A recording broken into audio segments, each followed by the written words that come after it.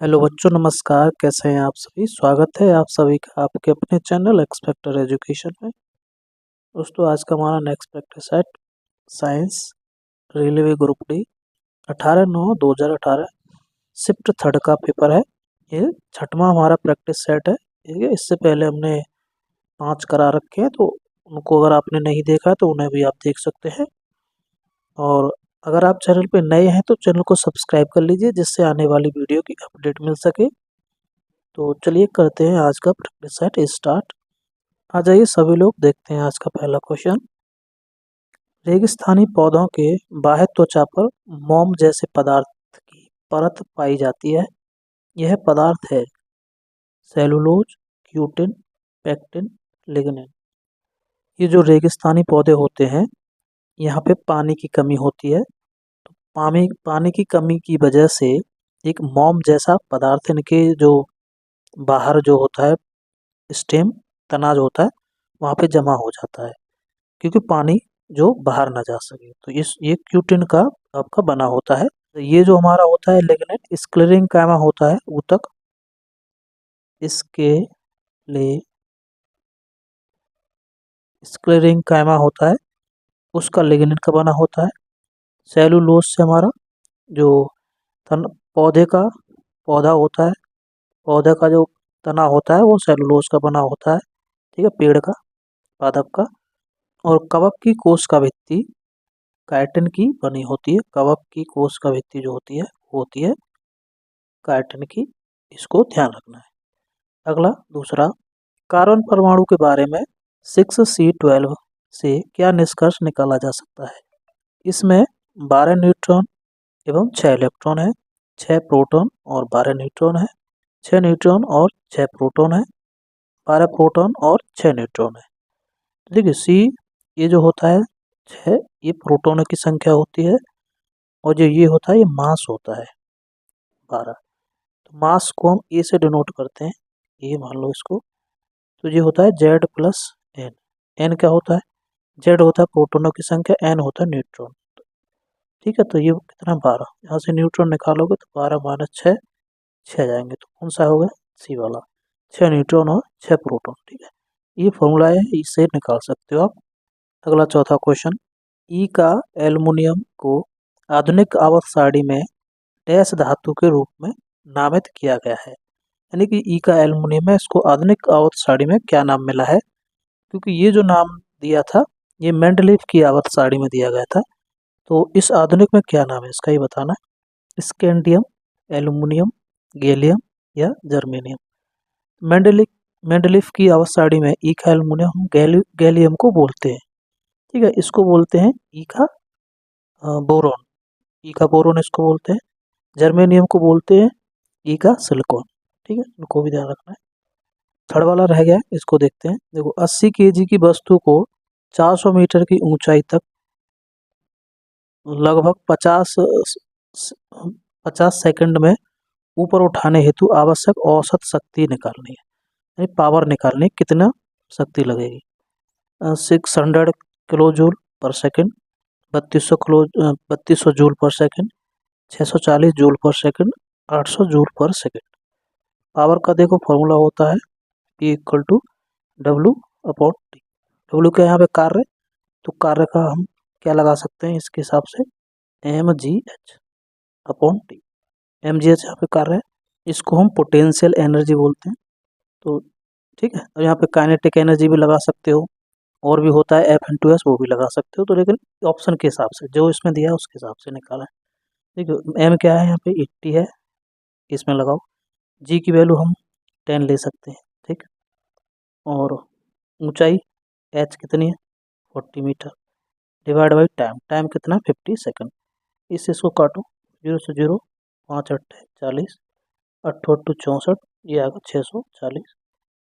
तो 640 क्या आ जाएगा? जूल पर सेकंड, क्योंकि ये जूल में होता है काम और ये सेकंड में, तो जूल पर सेकंड है इसका, ये जूल पर सेकंड। तो जूल पर सेकंड को ही हम क्या बोलते हैं?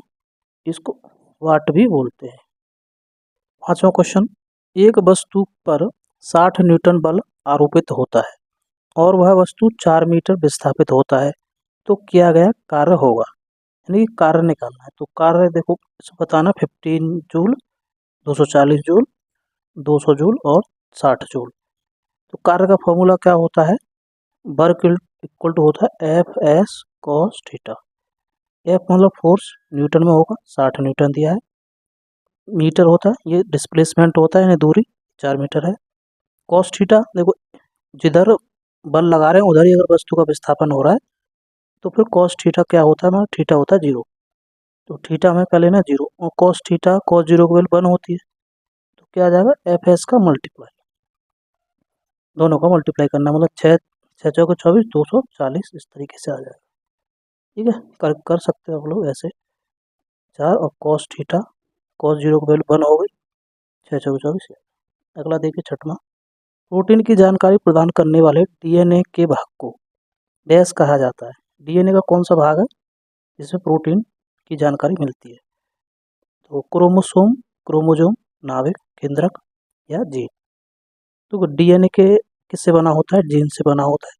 जीन के अंदर हमारे कोडिंग होती है, ठीक है, जीन जो माता पिता से हमारे जीन्स ट्रांसफर होते हैं, जीन की फॉर्म में होते हैं, ये प्रोटीन इसमें मिलता है। ठीक है, सबसे पहले जीन शब्द नाम जो दिया था वो जोहानसन ने जीन शब्द नाम दिया था, 1909 में दिया था ये, तो इसको ध्यान रखना है।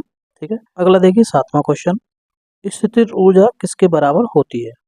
देखो स्थितिज ऊर्जा बतानी है, अभी मैंने क्वेश्चन बताई थी, थर्ड क्वेश्चन स्थितिज ऊर्जा का फॉर्मूला। तो पहला M minus G H F S M G H या हाफ एम बी स्क्वायर। स्थितिज ऊर्जा का फॉर्मूला ये होता है एम जी एच। ये जो हाफ एम बी स्क्वायर है ये काइनेटिक एनर्जी का होता है। ठीक है, अगला देखिए 8वां, और ये होता है किसका, अभी बताया था कार्य का, एफ एस कार्य का होता है।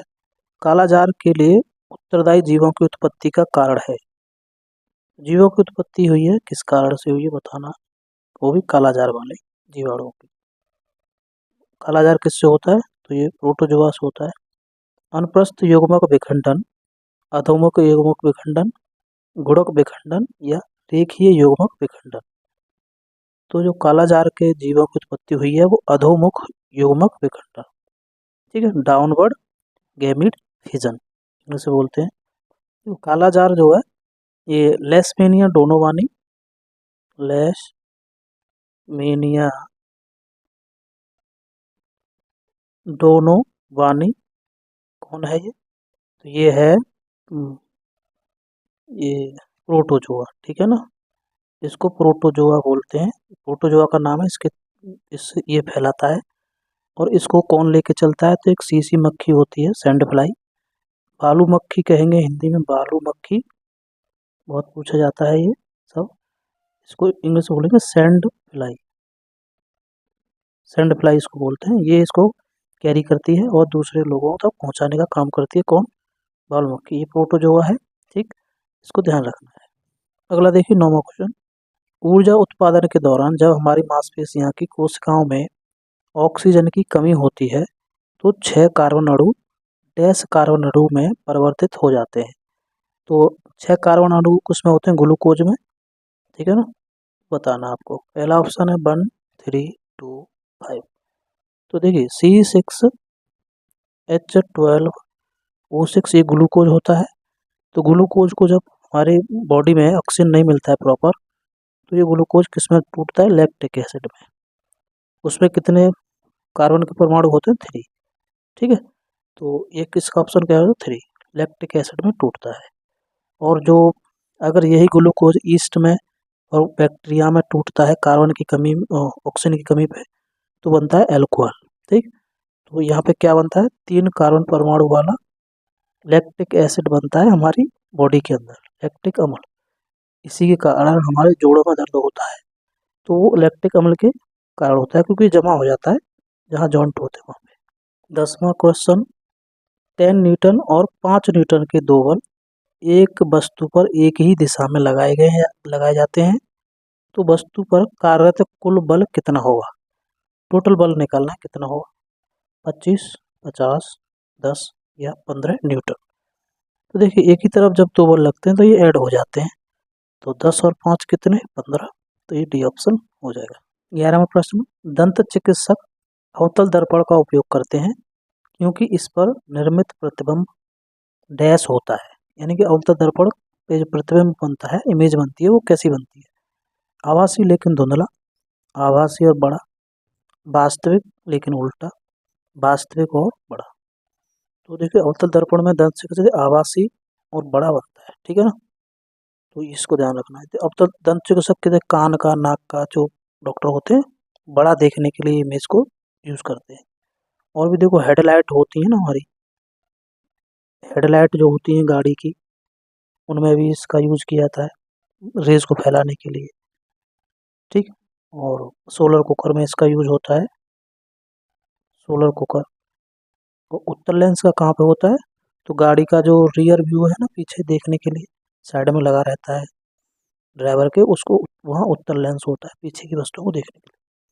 अगला देखिए, बारे में सोडियम से क्लोरीन की ओर जाने पर परमाणु का आकार डैश है। तो सोडियम हमारा पहले वर्ग में आता है, क्लोरीन 17वें वर्ग में आता है, ठीक है। तो बताना है, घटता है, समान रहता है, पहले बढ़ता है और फिर घटता है और बढ़ता है, ठीक है।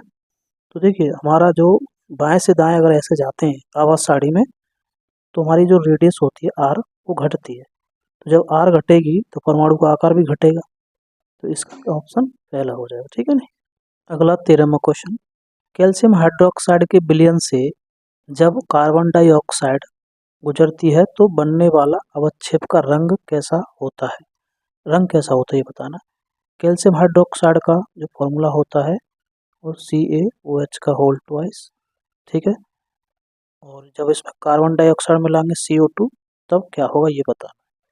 सफ़ेद अवक्षेप मिलेगा, नीला, स्लेटी या काला, ठीक है। तो देखिए मैंने इसको मिलाओ, क्या बनना है देखो, तो CaCO3 calcium carbonate plus H2O ये बनता है।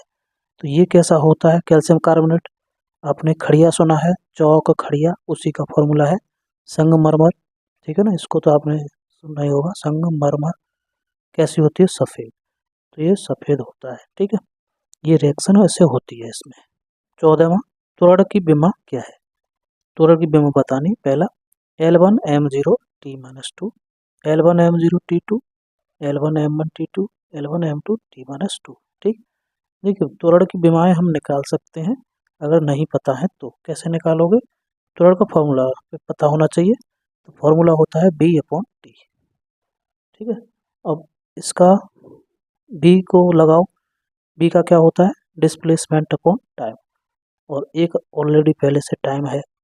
तो जो डिस्प्लेसमेंट क्या है? दूरी, दूरी के लिए L लेते हैं हम, तो L इसमें आ रहा है, T कितने 2 हैं, और ये ऊपर जाएंगे तो -2 हो जाएंगे, T-2, M इसमें है ही नहीं तो M इसमें 0, तो इसका आंसर पहला। इस तरीके से निकाल सकते हो।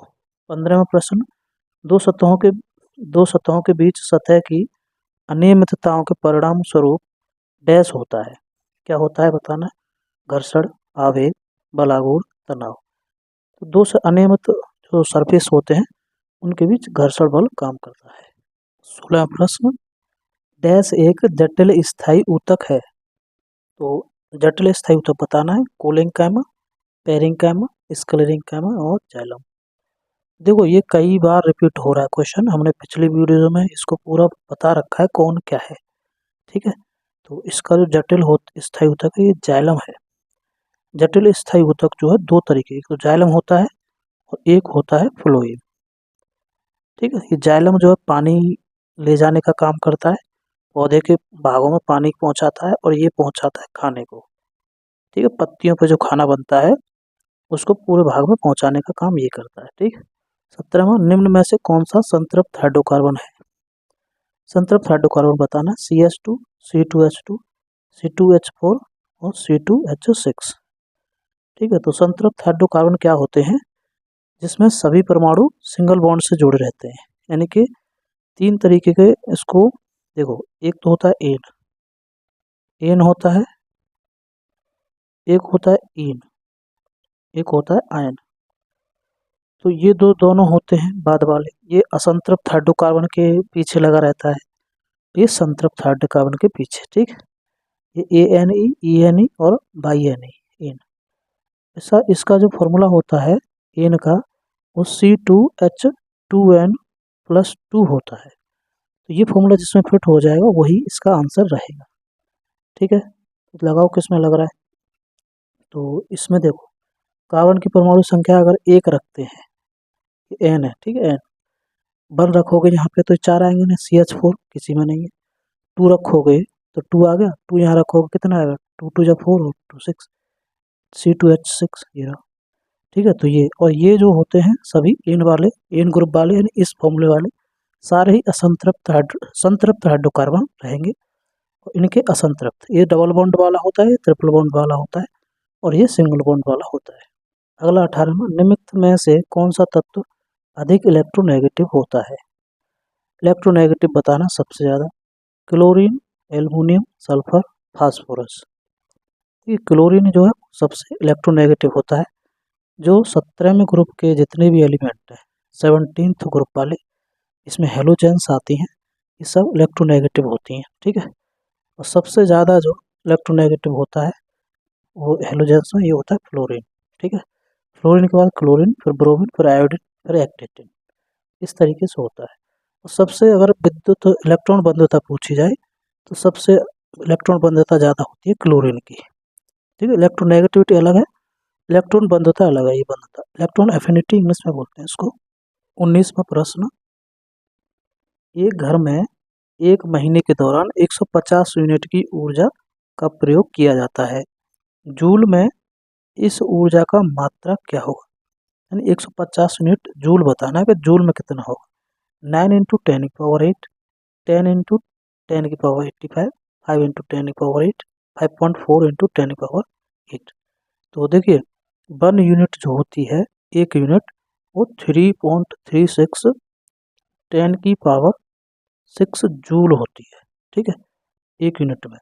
तो अब निकालने 150 में, तो 150 का इसमें क्या हो जाएगा, गुणा 3.6 10⁶ × 150। जब इसका गुणा करोगे तो इसका आंसर आ जाएगा 5.4 10⁸। ठीक, अगला 20वां, निम्नलिखित में से किस तत्व में उच्च आयनीकरण ऊर्जा है। नियॉन, क्रिप्टन, आर्गन या हीलियम। देखिए उच्च आयनीकरण ऊर्जा क्या होती है, पहले तो यही पता होना चाहिए। तो आयनीकरण ऊर्जा वो होती है जैसे कि हम किसी एलिमेंट है उसमें से एक इलेक्ट्रॉन हम बाहर निकाल रहे हैं, इसमें से बाहर निकालेंगे तो जो हमें जितनी एनर्जी हमें इसको देनी पड़ेगी एलिमेंट को, वो इसकी आयनन ऊर्जा होगी। ठीक है, तो सबसे कठिन किस में से होता है निकालना, सबसे कठिन होता है जो जो हमारी अक्रिय गैसें होती हैं। अक्रिय गैस मतलब जो 18वें ग्रुप की जो गैस हैं उनको अक्रिय गैस बोलते हैं, शून्य ग्रुप भी बोलते हैं उसको। तो इनका निकालना बहुत कठिन होता है क्योंकि इनका जो ऑक्टेट होता है वो फुल फिल्ड होता है। ठीक है नहीं, तो जिसका ऑक्टेट फुल फिल्ड होगा उसमें से आसानी से इलेक्ट्रॉन नहीं निकलता है, उसमें एनर्जी ज़्यादा देनी पड़ती है, तो ज़्यादा एनर्जी बतानी है। तो इसका मतलब अक्रिय गैस यहाँ पे देखो, एक नियॉन है, एक हीलियम है।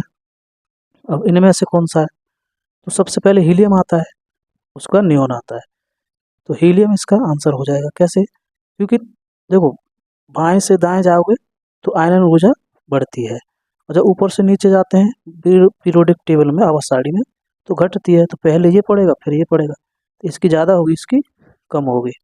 आयनन ऊर्जा का जो रिलेशन है वो रेडियस से उल्टा होता है, क्योंकि रेडियस इधर जाओगे तो बढ़ घटती है, और घटेगी तो ये परमाणु हो जाएगा सबसे छोटा, छोटा होगा इसका आकार, तो ये अपने जो इलेक्ट्रॉन्स है उनको अच्छे से बांध के रखता है। तो इस पे से जब निकालते हैं ना तो बड़ा मतलब बहुत ज़्यादा एनर्जी देनी पड़ती है तब निकलता है। ठीक है, और जैसे जैसे नीचे परमाणु बड़ा होता जाता है, तो जब बड़ा हो जाएगा तो उसके लूज हो जाते हैं इलेक्ट्रॉन, आसानी से निकल आते हैं, इसका रीजन ये। ठीक, तो रेडियस का अन्य ऊर्जा से उल्टा रिलेशन होता है। आज का लास्ट क्वेश्चन है 21वां, जिस परमाणु की बाह्य कक्षा में इलेक्ट्रॉनों की संख्या पूर्ण होती है उसकी संयोजकता डैश होती है। 1 होती है, 0, 7 या 8, इनमें से बताना। इलेक्ट्रॉन की संख्या पूर्ण होने का मतलब है उसका ऑक्टेट फुलफिल्ड होता है। तो अभी जो बताया है मैंने, ये जो अक्रिय गैस है इन्हीं का ऑक्टेट फुलफिल्ड होता है, तो इनकी जो संयोजकता होती है सबकी अक्रिय गैस की 0 होती है, तो इसका आंसर बी हो जाएगा। ठीक है, तो ये था आज का प्रैक्टिस सेट। आपको वीडियो कैसा लगा कमेंट में हमें बताएं। वीडियो को देखने के लिए धन्यवाद।